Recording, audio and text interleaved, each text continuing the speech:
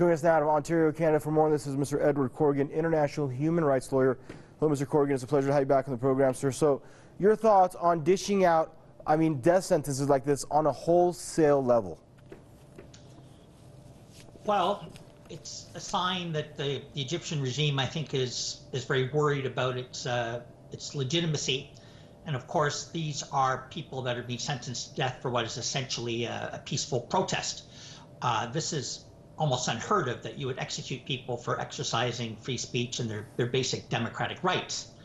Now, obviously they are referring the matter to the Mufti, who's the highest Islamic authority in Egypt, because they are afraid of the backlash from the Muslim majority population. So they're trying to get the Mufti to legitimate the sentences and to have an Islamic sanction for what essentially is, I would say, even a war crime when you're going to execute peaceful protesters.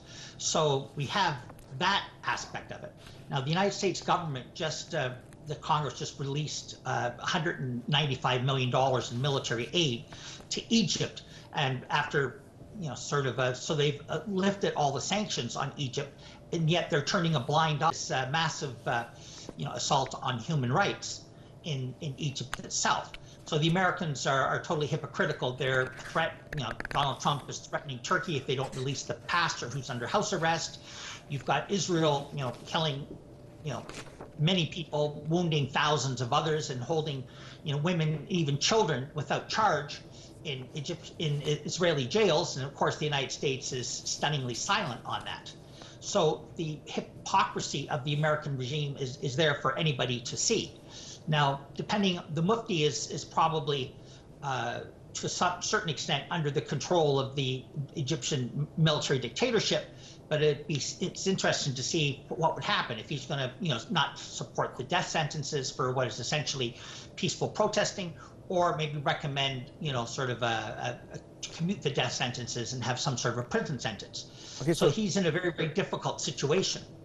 And Mr. Corrigan, so you mentioned, okay, human rights right now in Egypt, it's horrible, and the economy, it's in shambles.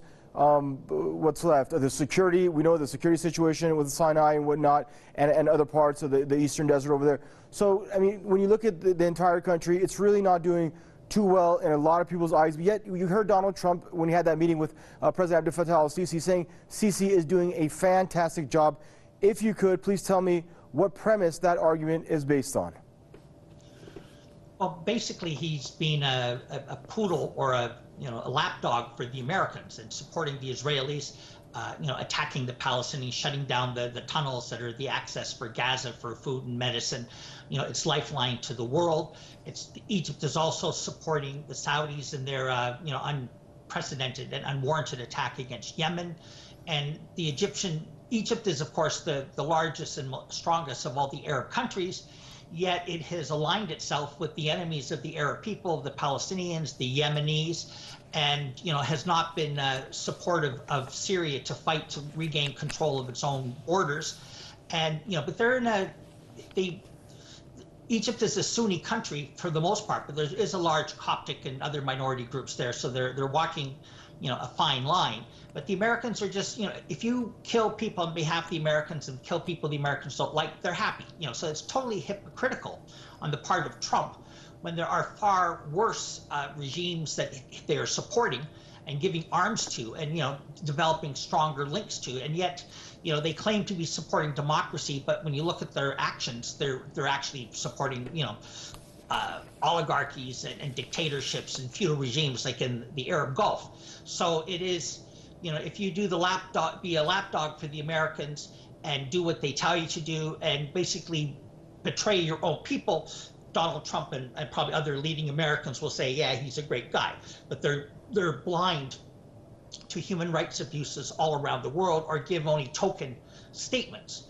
And this is a huge problem and doesn't bode well for the future of Egypt, in my opinion. It's always a pleasure to have you on the program, sir. Thank you, Mr. Edward Corrigan, joining us out of Ontario, Canada, international human rights lawyer.